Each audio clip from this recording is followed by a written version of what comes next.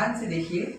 अभी जैसे सीखा जो भारत छोड़ो आंदोलन यानी क्विट इंडिया मूवमेंट, ये क्विट इंडिया मूवमेंट के अंतर्गत मैंने अभी सीखा बहुत बेस्ट कि जो जनता थी, जनता ने 9 अगस्त 1942 यानी 9 अगस्त 1942 इसमें इसने बढ़ चढ़ करके हिस्सा लिया और इस प्रकार से इसे स्वतः स्फूर्ति आंदोलन कहा गया, है ना।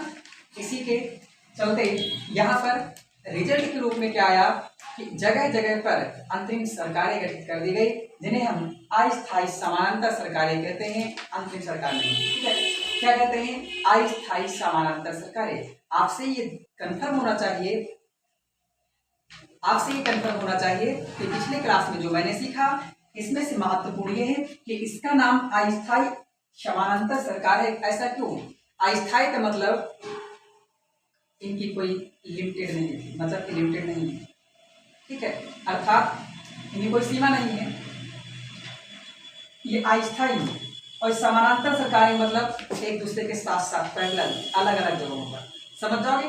इनको समानांतर सरकारें आपसे पेपर में इतने पूछा जाता है वनडे में कि बताइए भारत में पहली बार समानांतर सरकार गठन कहाँ किया गया? तो चित्तू पांडे के नेतृत्व में। कहाँ? चित्तू पांडे के नेतृत्व में क्रांतिकारियों की नगरी बलिया में किया गया। ठीक, देखा जाता है भी तो क्रांतिकारी ही है, समझ जाओगे। तो ध्यान रखना, सबसे पहले समानांतर सरकार कहाँ बनाई गई? तो सबसे पहले समानांतर सरकार बलिया में। ठीक है, आपसे सवाल है बलिया से कौन सी नदी भारत को छोड़ती है, मतलब यूपी को छोड़ती है और बिहार उत्तर प्रदेश। ठीक है, आप बताइएगा। और यही ऐसी नदी है जो सबसे पूर्वी, यानी जिला क्या है? उत्तर प्रदेश सबसे पूर्वी जिला है। यहीं पर तुम्हारे यहाँ से राष्ट्रपति जो बने थे प्रधानमंत्री चंद्रशेखर, ये भी पैदा हुए थे, और पहले स्वतंत्रता सेनानी मंगल पांडे वो भी यही पैदा हुए थे। ठीक है, तो भैया बलिया में पहली बार अस्थायी समानांतर सरकार गठन 19 अगस्त 1942 को हुआ था, जिसके मुख्य नेता चित्तू पांडे थे। कौन थे? ध्यान रखियो, चित्तू पांडे। चित्तू पांडे थे। इन्होंने क्या किया था? इन्होंने बड़ा गजब कारनामा किया। इन्होंने अपने नेतृत्व में भीड़ को ले जाकर के जो बलिया के तत्कालीन कलेक्टर थे, कलेक्टर को चारों तरफ से घेर करके उन्हें बंदी बना लिया। ठीक उसी प्रकार से जिस प्रकार से हनुमान को लंका में बना लिया गया, समझ जाओगे ना, वैसे ही यहाँ पर बंदी बना लिया गया। और बंदी बना करके जो मजिस्ट्रेट था उसकी सारी पावर को अपने हाथ में ले लिया गया और पूरी बलिया को अपने कंट्रोल में ले लिया। किसने? चित्तू पांडे ने। और इस प्रकार से कहा बलिया स्वतंत्र हुआ। किससे? खरगोशों से, समझ आओ ना, कहा जो है खरगोशों से बलिया स्वतंत्र हुआ। इस प्रकार से आपसे पूछा जाए पहली सरकार अस्थायी कहाँ बनी? बलिया में। लेकिन समझ सकते हैं छोटे मोटे व्यक्तियों, कांस्टेबल को तो बंदी बनाया नहीं था, मजिस्ट्रेट था, इसलिए आकर के एक ही सप्ताह के अंदर ये सरकार पुनः भंग कर दी गई, यानी अंग्रेजों का पुनः अधिकार हो गया। समझ जाओगे। एक सप्ताह तक शासन रहा। तो बताइए भारत में पहली अंतरिम सरकार कहाँ बनाई गई? बलिया में। नेतृत्व चित्तू पांडे। इतना आपसे पूछा जाएगा, इसमें और कुछ नहीं पूछेगा, ध्यान रखना। दूसरे नंबर पर जो सरकार बनी वो है तामलुक, बंगाल। बंगाल में एक क्षेत्र है तामलुक, जिसे हम हड़प्पा कालीन सभ्यता में ताम्रवती भी कहते हैं। ताम्रवती ये एक बंदरगाह है, ये यहाँ से पूरे यूरोप में व्यापार होता था हड़प्पा कालीन समय में। ठीक है, तो कभी आए तो गलत न करना, ताम्लुक या ताम्रवती, ठीक है, तो गलत न कर दियो। तो वही है ताम्लुक। ठीक है, ताम्लुक जो है ये बंगाल क्षेत्र है। इसमें एक क्षेत्र था मिदनापुर। मिदनापुर। सवाल आपसे है मिदनापुर में किस क्रांतिकारी को फांसी दी गई थी, ये आपको बताना होगा। ठीक है, तो मिदनापुर यहाँ पर एक सरकार बनाई गई जिसे जातीय सरकार कहा गया। क्या कहा गया? जातीय सरकार कहा गया। ये जातीय सरकार जो बनाई गई ये उद्योगपतियों की सरकार थी। ठीक है, इसके अंतर्गत ये जो है दिसंबर 1942 से 1940 तक इसने कार्य किया। इसमें कार्य क्या हुआ कि जिसमें जो समस्त प्रकार के उद्योगपति हैं, इन लोगों ने पूरी तरह से बढ़ चढ़ करके भारत छोड़ो आंदोलन में हिस्सा लिया। कैसे? तो उद्योगपति क्या कर सकते हैं, उनके पास पैसे की कमी रहती नहीं है। इन लोगों ने बड़े बड़े काम किए। कहा क्रांतिकारी, तुम क्रांतिकारी हो, अच्छा क्रांतिकारी कर रहे, क्रांति कर रहे हैं, गरीब है, कुछ भी है, खाने पीने के लिए नहीं, रहने के लिए वस्त्र नहीं है, कहा चलिए हम सब कुछ देते हैं। सब कुछ इस प्रकार से इन लोगों ने दिया, जिनमें महत्वपूर्ण नाम है बंगाल में तूफान आया था, तूफान पीड़ितों के लिए सहायता की उद्योगपतियों ने। और जो अमीर थे, ये अमीरों के द्वारा धन गरीबों में डिस्ट्रीब्यूट किया गया, ठीक है, यानी अमीरों ने सहायता किया। जैसे आज भारत में सबसे ज्यादा दान देने वाला व्यक्ति है तो जो है टाटा इंडस्ट्री, आप जानते हैं। स्कूलों को अनुदान दिया गया, शिक्षा के लिए क्या किया गया, स्कूलों को अनुदान दिया गया। कहाँ पर, तो आप ध्यान रखेंगे ये बंगाल हुआ। अच्छा ध्यान रखना होगा। इसमें से आपके सवाल क्या है कि बताइए मिदनापुर में या जातीय सरकार का गठन कहाँ किया गया, तो आंसर होगा मिदनापुर। आपसे बस इतना ही सवाल आपके वनडे के लिए इंपॉर्टेंट है, जातीय सरकार का गठन कहाँ किया गया, मिदनापुर। बाकी यूपीएससी, पीसीएस एंड नेट आज सब के लिए इनका एक्सप्लेनेशन आप ध्यान रखेंगे, ठीक है। आगे तीसरे नंबर पे गठित हुई सतारा में। कहा, सतारा। आपको बता दें सतारा ये वही क्षेत्र है जहां पर हड़प नीति के अंतर्गत या डक्ट्राइन ऑफ लैप्स, इसके अंतर्गत डलहौजी के द्वारा हड़पा गया पहला क्षेत्र था, जो 1800 कब 48 समझ जाओगे, 1848 में इसे हड़पा गया था, ठीक है। आपको बताना होगा झांसी और अवध को कब अंग्रेजी शासन में मिलाया गया डलहौजी के द्वारा, तो कुशासन के आधार पर जेम्स आउटकम के रिपोर्ट के आधार पर उसे मिला लिया गया। वह कौन सा क्षेत्र था, ठीक है, जानिएगा। तो सतारा, ये सतारा जो है महाराष्ट्र में पड़ता है, ठीक है। यहाँ पर जो सरकार बनी ये 1943 से लेकर के 1945 तक रही, और यहाँ पर ये जो है सबसे लंबे समय तक अर्थात सर्वाधिक समय तक कौन सी सरकार चली, तो ध्यान रखना होगा वो सतारा में था। जो सरकार बनी उस सरकार का नाम था प्रति सरकार। प्रति सरकार का मतलब इसका अभिप्राय ये है कि यहाँ पर कहा गया यहाँ का हर एक व्यक्ति की सरकार है, अर्थात हर एक व्यक्ति राजा है, ठीक है, अर्थात लोकतंत्र की हम बात कर सकते हैं। इसके संस्थापक, तो बताइए सीधे सवाल पूछेगा वनडे में, प्रति सरकार का गठन कहाँ हुआ, तो सतारा में हुआ, ठीक है। इसके फाउंडर कौन थे, तो वाईवी चौहान, वाईवी चौहान ध्यान रखना, और नाना पाटिल। कौन, नाना पाटिल। आपसे सवाल है सतारा से जब हटाए गए थे तो एक नाम था धोंदो पंत, ये किसका नाम था, आप बताएंगे धोंदो पंत किसका मूल नाम था। आगे सतारा में मुख्य कार्य क्या किए गए, तो ये भैया लोगों के लिए काम किया जा रहा। यहाँ पर पहली बार पुस्तकालय का निर्माण किया गया, इसका पुस्तकालय का निर्माण किया गया, और यहीं पर न्याय के लिए जन अदालतों का गठन किया गया। आपसे सवाल है क्या वर्तमान में जन अदालतों के अंतर्गत यानी न्यायालय के लिए क्या हम जनता के दरबार में नहीं जा सकते हैं, अर्थात जनता की अदालत नहीं होती है, अगर होती है किस आर्टिकल में इसका वर्णन है, आप बताएंगे, ठीक है। ये तब आयोजित की जाती है जब जो होते हैं एविडेंशनल, यानी जो एविडेंस वाले व्यक्ति होते हैं, सबूत के आधार पर आप देखते हैं कि जो परेशान पक्ष होता है या अभियोगी पक्ष होता है, यानी जिसको मुल्जिम कहते हैं, है ना, ये जो पक्ष होता है ये अगर पावरफुल होता है तो जितने लोग क्या करते हैं, गवाह होते हैं, उनको हटाने की कोशिश करते हैं, है ना, सबूत मिटाने की। जब ऐसा कोर्ट को लग जाता है कि ऐसा हो रहा, तो कोर्ट जाकर के कहीं पर भी सुनवाई कर सकती है अदालत लगा करके, ठीक। ये किस आर्टिकल में है आप बताइएगा। अगला, तो भैया जन अदालत का गठन किया गया और शराबबंदी पर पूरी तरह से प्रतिबंध लगाया गया और गांधी विवाहों का आयोजन किया गया। आपसे वनडे का क्या सवाल है, बस इतना सवाल वनडे में। सबसे लंबे अस्थायी सरकार कहाँ रही, सतारा में, ठीक है, लगभग 2 वर्ष तक यहाँ पर प्रति सरकार का गठन किया गया। ध्यान रहे प्रति सरकार का गठन कहाँ हुआ, सतारा में। जातीय सरकार का गठन कहाँ हुआ, मिदनापुर में। बस इसमें और कुछ नहीं आपके वनडे में पूछेगा, ठीक। चौथा है जो याद रखना होगा, तलचर में सरकार का गठन हुआ उड़ीसा में, उड़ीसा के तलचर में सरकार का गठन हुआ जो कुछ समय तक रहा, ठीक है। ये उम्मीद करते हैं आपको सारी बातें समझ में आई होंगी, समझ जाएंगे ना। आगे ये सारी बातें हो गई, तो इसमें सभी प्रकार के लोगों ने बढ़ चढ़ करके हिस्सा लिया और इसमें जो लोग क्रांति में संलिप्त थे, इनमें गांधी ने क्या क्या बात कही थी भारत छोड़ो के दौरान मैंने सिखाया था।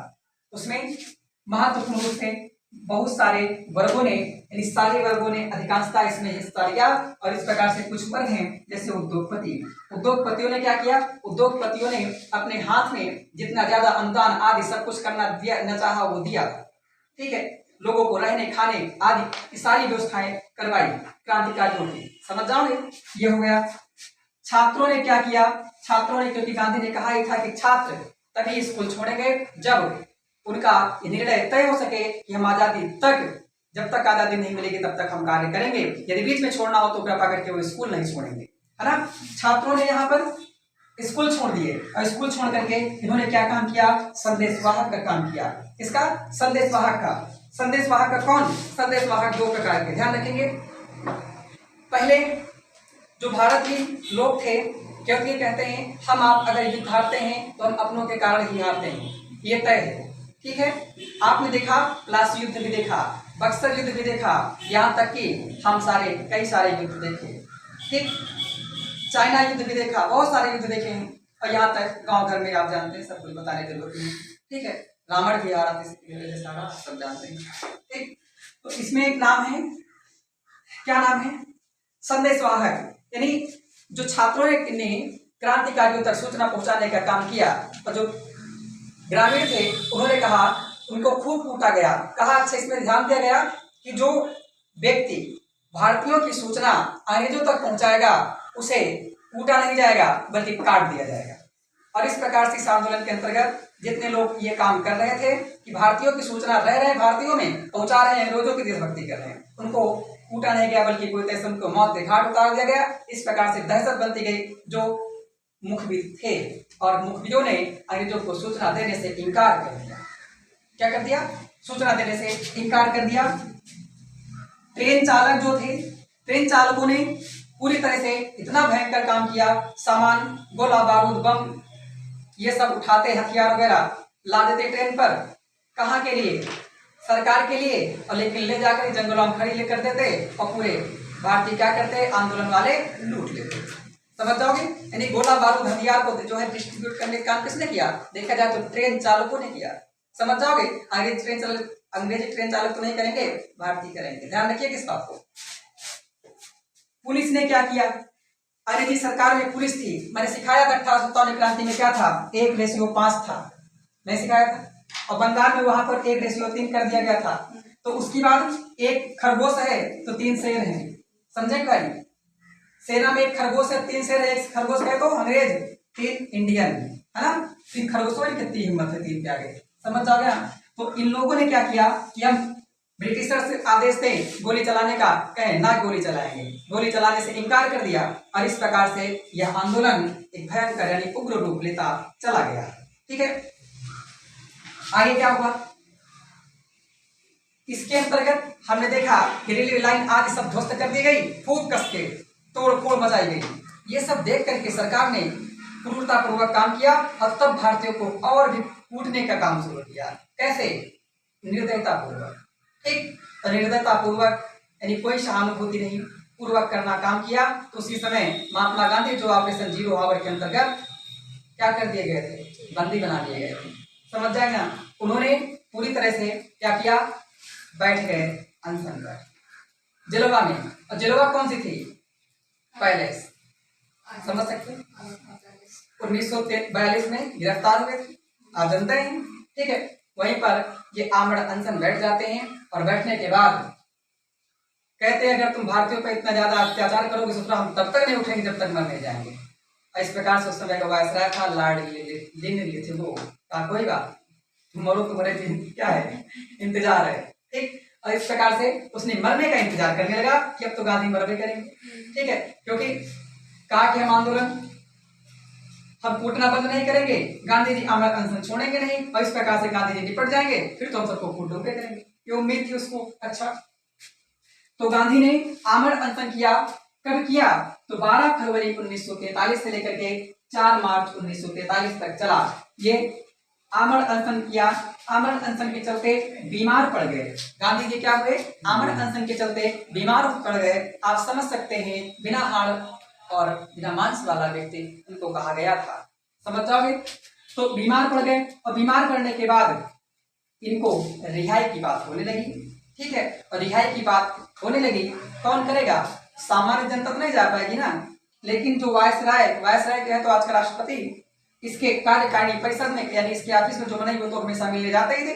गांधी पूछे का हो देखे तो बैठे। ठीक है, तो उसके बाद वायसराय को सलाह दिया, कहा महाराज इनको छोड़ दो, लेकिन लिलिथुओं ने कहा हम नहीं छोड़ेंगे। कहा तो अगर तुम नहीं छोड़ोगे तो हम पूरा ऑफिस छोड़ देंगे। ठीक है, इस प्रकार से प्रमुख भारतीयों में एक नाम आता है, शुमार है। ठीक है, MS गनी। आपको बताना होगा कुछ समय पहले तालिबान के पहले अशरफ गनी कहाँ के प्रधानमंत्री थे। ठीक, अगला जानिएगा, MS गनी और NR शंकर, NR सरकार, ना कि शंकर, NR सरकार। ठीक है, और हिंदुस्तान पेट्रोलियम मोदी यानी HP मोदी, समझ जाओगे ना, HP मोदी। तो ये इतने लोग थे, इन्होंने वायसराय के कार्यकारी परिषद से इस्तीफा दे दिया। कहा तुम गांधी को नहीं छोड़ोगे तो हम तुम्हारा ऑफिस छोड़ देंगे। कहा जा ससुर चले जाओ। ठीक है, छोड़ दिया। आइए हुआ क्या फिर? लिलिथुओं ने कहा महाराज बोलो, फैला दिया बाहर खबर कि गांधी टपक गए। समझ जाएंगे ना, यानी गांधी की टपकने मतलब मृत्यु की झूठी सूचना फैला दी। और इस प्रकार से कहा कि गांधी आमरण अनशन के दौरान अब इस दुनिया में नहीं रहे। तब जनता ने कहा ठीक है लिलिथुओं बेटा, अब हम तुमको इस दुनिया से तुमको ही भेजते हैं। और इस प्रकार से जनता ने खूब कस के आंदोलन किया, खूब दबाव डाला। समझ जाओगे? ये जो झूठी घटना लिलिथुओं के द्वारा फैलाई गई, इसी को ऑपरेशन रूबी कार में कहा गया। ठीक है, झूठी सूचना, इसे ध्यान रखना, पीसीएस में आया है, तैयार है कुछ नहीं। ठीक है, इस प्रकार से जब ये सब काम चल रहा था, झूठी सूचना फैला दी गई, गांधी भी अंदर सुन रहे थे। वाह वाह क्या गजब। ठीक है, गांधी ने कहा बेटा अब तुमको हम बताते हैं। गांधी ने 6 मई, ध्यान रहे, 4 मार्च 1943 यहां तक काम किया। यहां पर इन्होंने आमरण अनशन अपना तोड़ दिया। क्या किया? तोड़ दिया। और अंग्रेजों को चकमा देते हुए 6 मई, ठीक है, भारतीय लोगों के सपोर्ट से 6 मई 1944 को फरार हो गए। क्या हो गए? फरार हो गए। और जब फरार हो गए तो करेंगे क्या? जेल से निकल गए। और जैसे जेल से निकले तैसे लॉर्ड लेनिथुओ ने कहा, खरगोश लेनिथुओ ने कहा, क्या कहा? कहा कि गांधी जो है आंदोलन के लिए एक राजनीतिक फिरौती है। तो गांधी आंदोलन के लिए एक राजनीतिक फिरौती है, किसने कहा? लेनिथुओ ने कहा। समझ जाओगे? ये सारे कांड हो चुके हैं। अब गांधी निकल आए हैं। समय क्या है? 1943। अच्छा, ये सब कांड होते होते अब आगे क्या होगा तो आगे घटना हम बाद में देखेंगे। ठीक है, अब यहाँ पर हम देख लेते हैं सितंबर यानी 2 सितंबर 1945 को सेकेंड वर्ल्ड वार समाप्त हुआ। एक द्वितीय विश्व युद्ध समाप्त हुआ 2 सितंबर 1945 को। और इसमें नाम है हाउस ऑफ कॉमन्स। इसे कहते हैं हाउस ऑफ कॉमन्स को वहां की लोकसभा है। क्या है? उसका नाम है। यहाँ पर हुआ चुनाव और इस चुनाव के दौरान 1945 में ब्रिस्टल चर्चिल यानी चर्चिल क्या होते हैं? ये हार जाते हैं। और लेबर पार्टी से संबंधित क्लेमेंट एटली, क्या नाम है? क्लेमेंट एटली, एटली जीत जाते हैं। ये चर्चिल ऐसा था कि ये भारत को आजाद करने के पक्ष में नहीं था। इस गधे ने, खरगोश ने कहा था बात वही बिरादरी, इसलिए इसने कहा कि भारतीय खरगोश की तरह बच्चे पैदा करने वाले क्या है? ये केवल बच्चे पैदा करना जानते हैं और कुछ नहीं जानते। इसी खरगोश ने कहा। क्यों कहा? कोई खुद खरगोश था। समझ रहे हो? इसलिए इसका मतलब इसके माता पिता वैसे रहे होंगे तभी तो आए होंगे। आप सोचिएगा, क्योंकि अक्सर कहते हैं जो जैसा होता है वैसा ही समझता है ना। आप सोचिएगा शायद उसका रिजल्ट कहा होगा तभी कहा होगा इसका, है ना। आगे तो क्लेमेंट एटली ये बना, जब ये बना तो लेबर पार्टी संबंधित था। ये भारत को आजादी के पक्ष में था। ठीक है, और भारत के एक बात बताएं, आजादी पक्ष में था या नहीं था? मजबूरी है, होना पड़ेगा। ठीक है, क्योंकि इसने देखा अत्याचार किया, समझदार रहे होंगे, सोचे होंगे तो हम करेंगे तो क्या उचार लेंगे, इसे अच्छा पक्ष में हो जाओ। समझ पा रहे ना? कितना जानिएगा नहीं, खरगोश खरगोश तो साथ देगा। ठीक है, गांव में कहावत है कुकुर धोए बच्चे तो नहीं मारते, वाह ये कैसे हो सकते हैं, आप खुद जानिए। तो भैया इटली, इन्होंने घोषणा किया, कहा कि भैया हर हाल में हम, जब ये प्रधानमंत्री बनते वहां के, तो कहा हम हर हाल में 30 मई, ठीक, 30 जून 1948 तक हम हर हाल में भारत को स्वतंत्र कर देंगे, ठीक, हर हाल में भारत को स्वतंत्र कर देंगे। कहा उसके पहले होगा क्या, तो कहा उसके पहले हम कुछ आयोग बनाएंगे, अर्थात संविधान बनाने के लिए परिकल्पना तैयार करेंगे, जिसके लिए एक बनाया जाएगा कॉन्स्टिट्यूशनल असेंबली, ठीक है, जिसके लिए काम करना शुरू किया गया। समझ जाएंगे। अब यहाँ से आगे घटना क्या होगी ये हम आपको अगली क्लास में सिखाएंगे। उम्मीद करते हैं समझ में आया होगा। आपसे सवाल है, करो या मरो किसने कहा था, मरो नहीं मारो किसने कहा था, ठीक है, और अंग्रेजों भारत छोड़ो किसने कहा था, आप जरूर बताएंगे। धन्यवाद।